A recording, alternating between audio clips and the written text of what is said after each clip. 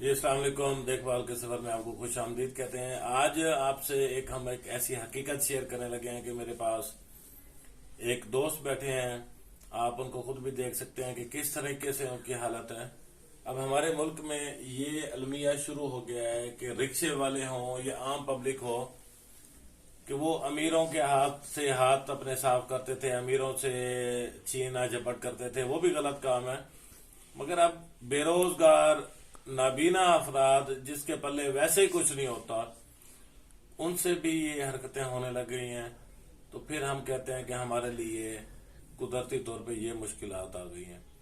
تو ہمیں یہ سوچنا چاہیے۔ اب کل یہ صاحب آئے ہیں ملتان سے، لاری اڈے بہاولپور پہ اترے ہیں، ایک رکشے والے نے کہا ہے جی آپ آ جاؤ، آپ کو نہ کچھ نابینا لوگوں کا کوئی فنڈ مل رہا ہے، آپ کو دلوا دیتا ہوں۔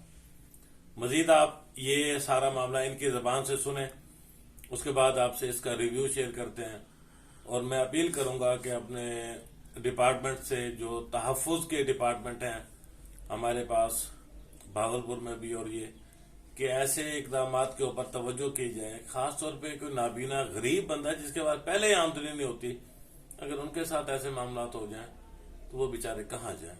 تو یہ اپیل کرتے ہیں، تو آپ خود سنیے کیا کہتے ہیں، ان کی جو کارگزاری ہے، اس کے بعد پھر دیکھتے ہیں۔ جی مختار صاحب کے سوال کیا تھے کل؟ میں ملتان سے آ رہا تھا، شادی پہ گیا ہوا تھا دوست کے پاس، تو وہاں بہاولپور میں اترا ہوں۔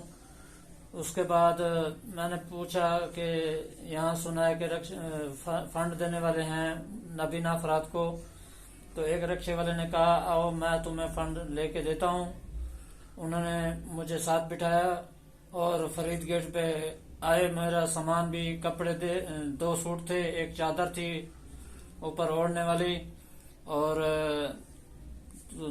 2-3 ہزار روپے بھی تھے، اور 2 موبائل بھی تھے نوکیا کے 1280 اور 100 پورا، وہ بھی تھا، اور میرے پیسے بھی لے گئے، موبائل بھی لے گئے، اور کپڑے بھی لے گئے ہیں، سب کچھ لے گئے ہیں۔ بس ایک سوٹ ہے وہ پہنا ہوا ہے، جیکٹ بھی پہنی ہوئی ہے، تو سر پہ ٹوپی تھی، بس یہی کچھ ہے میرے پاس، اور کچھ بھی نہیں ہے، سارا کچھ وہ لے گیا رکشے والا۔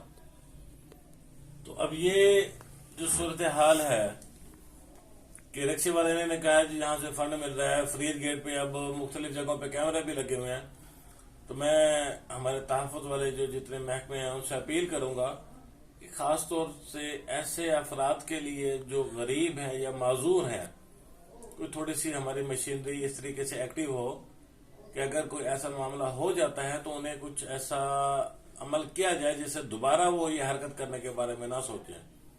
جتنے بھی یہ بہاولپور میں رکشہ یونین ہیں، رکشہ چلانے والے جو جتنے بھی سسٹم ہیں ہمارے پاس، میں ان سے بھی یہ گزارش کروں گا کہ آپ کے پاس حلال کمانے کے ذرائع ہیں، اب آپ اس طرح سے لاچار اور معذور لوگوں کے ساتھ بھی اگر اس طرح کریں گے تو اس سے کیا آپ فائدہ اٹھا سکیں گے؟ ان کی جو جمع پونجی تھی وہ لے گئے، گھر میں بھی ان کے بزرگ والدین ہیں، بہن بھائی ہیں، اور یہ بڑے ہیں، گھر کے بڑے بیٹے ہیں، تو اب ان کے بارے میں آپ کیا رائے دیتے ہیں؟ کیا یہ ہمارا معاشرہ ہے؟ یہاں پہ اتنی آزادی ہے کہ کوئی بھی کسی بھی سواری کو لوٹ لے اور چلا جائے؟ سوچنے کی بات ہے۔ پھر ہم ان چیزوں کے اوپر قدرت کو قصوروار ٹھہراتے ہیں کہ ہمارے لیے یہ مشکلات ہیں۔ تو خدارا ان چیزوں کے اوپر غور کریں، اور ایسے لوگوں کو تو لوگ دیتے ہیں، آپ کسی کو کچھ دے نہیں سکتے تو چھیننے کا حق تو آپ کو نہیں ہے، اور وہ بھی ان کی ایک ایک لمحے کی ایک ایک پائی کٹھی کی ہوئی، اس کی ایک چادر تھی، 2 سوٹ تھے۔ اب اگر آپ کو میں یہ کہوں اس کے پاس کپڑے ہی صرف وہی تھے، یا ایک سوٹ جو پہنا ہوا ہے، اس کے علاوہ اس کے پاس کپڑے ہی نہیں ہیں، تو جب اس کو ضرورت پڑے گی تب اس کے دل سے کیا نکلے گا؟ تو یہ پیسے یا یہ سامان کتنا عرصہ کھا لے گا وہ؟ مگر ان کا تو یہ سال کا سسٹم تھا۔